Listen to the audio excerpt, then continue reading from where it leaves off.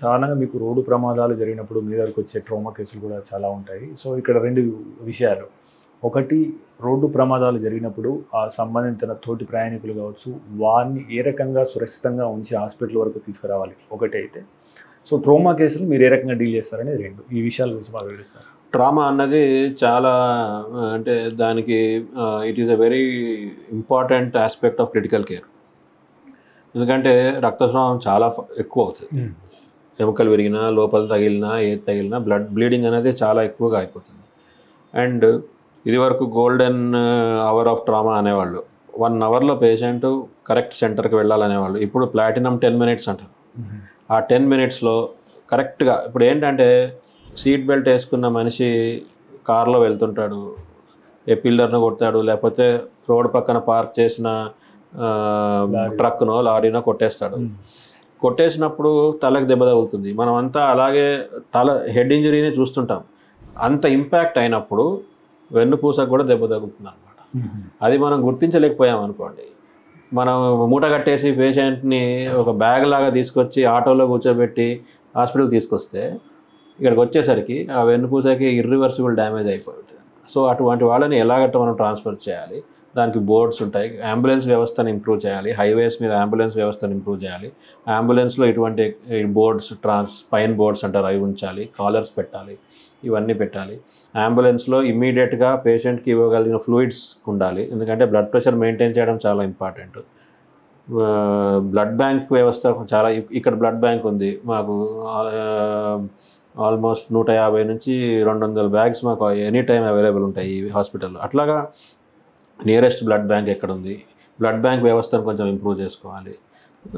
ఇవన్నీ చేసుకుంటే ఇంపార్టెంట్ ఏంటంటే యాక్సిడెంట్ జరిగింది, నియరెస్ట్ వెల్ ఎక్విప్డ్ హాస్పిటల్ అక్కడికి తీసుకెళ్ళాలి. Okay, instead of going to specific hospital. Okay, so అంటే కూర్చుండబెట్టి తీసుకురావద్దు, ఖచ్చితంగా కూర్చుండబెట్టి ఎప్పుడు ఒక బోర్డు లేదంటే చెక్క మీద అతన్ని పడుకోబెట్టి కదలనివ్వకుండా పట్టుకొని తీసుకురావాలి. ఓకే, అంటే రక్తస్రావం జరుగుతుంటే అక్కడ ఇమ్మీడియట్గా ప్రాథమిక చికిత్సగా ఏం చేయవచ్చు అంటే ఐవీ లైన్ పెట్టేసుకొని ఫ్లూయిడ్ స్టార్ట్ చేసి పేషెంట్ని తీసుకురావాలి. ఎందుకంటే నార్మల్గా మాకు ఇటువంటి హాస్పిటల్ ఏంటి, పేషెంట్ వచ్చేసరికి అసలు బ్లడ్ ప్రెషర్ ఉండదు అనమాట. ఇంకా అక్కడి నుంచి మనం వాళ్ళని ఎటువంటి ఆపరేషన్ చేయాలన్నా మినిమం బ్లడ్ ప్రెషర్ అవసరం పడుతుంది. అక్కడే మాకు 2-3 గంటల టైం వృధా అయిపోతుంది ఆ పేషెంట్కి. అది life saving for the patient. So రెండవది, ఇప్పుడు ఈ అక్యూట్ మయోకార్డియల్ ఇన్ఫెక్షన్స్ అంటున్నాం కదా సార్, ఏమై అంటే దీని గురించి కొద్దిగా వివరిస్తారా? అక్యూట్ మయోకార్డియల్ ఇన్ఫెక్షన్ ఏంటంటే ఇప్పుడు ఎలాగైతే నేను చెప్పాను బ్రెయిన్కి రక్తనాళం బ్లాక్ అయిపోయి స్ట్రోక్ వస్తుంది, అలాగా గుండెకి వస్తుంది అనమాట. గుండెకి ఉన్న ఒక యునిక్ ఫీచర్ ఏంటంటే 2-3 సైడ్స్ నుంచి దానికి బ్లడ్ సప్లై వస్తుంది అనమాట. సో ఏ భాగంలో రక్తనాళం ఆగిపోయిందో దానికి సంబంధించిన మేనిఫెస్టేషన్స్ ఉంటాయి. అది కూడా దీనిలాగే మీరు గంట లోపల కనుక హాస్పిటల్కి వస్తే ఈసీజీ చేస్తారు. ఈసీజీ చేసి దానికి ఎంజైమ్స్ ఉంటాయి, ట్రోపోనిన్ అని ఎంజైమ్ చేస్తారు.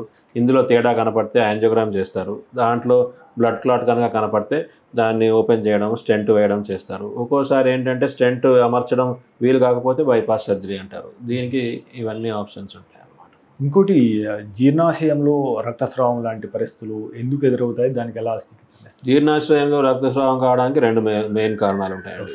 ఒకటి ఏంటంటే అల్సర్ రిలేటెడ్ బ్లీడింగ్, ఇంకొకటి నాన్ అల్సర్ రిలేటెడ్ బ్లీడింగ్ అంటారు.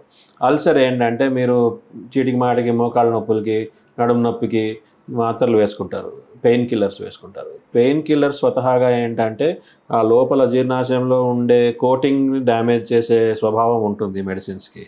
సో అక్కడి నుంచి బ్లీడింగ్ అవుతుంది అనమాట. అది ఒకటి. నాన్ అల్సర్ బ్లీడ్ ఏంటంటే ఆల్కహాల్ మితిమీరిన పాలల్లో తీసుకున్నప్పుడు ఏమవుతుంది, లివర్ చెడిపోతుంది. లివర్ చెడిపోయినప్పుడు ఆ చుట్టుపక్కల ఉన్న రక్తనాళాలన్నీ ఉబ్బిపోతాయి. ఆ ఉబ్బిపోయినవి మనం జీర్ణాశయంలో ఉబ్బి దాంట్లో నుండి బ్లీడింగ్ అవుతుంది అనమాట. దీన్ని వారిషియల్ బ్లీడ్ అంటారు అనమాట.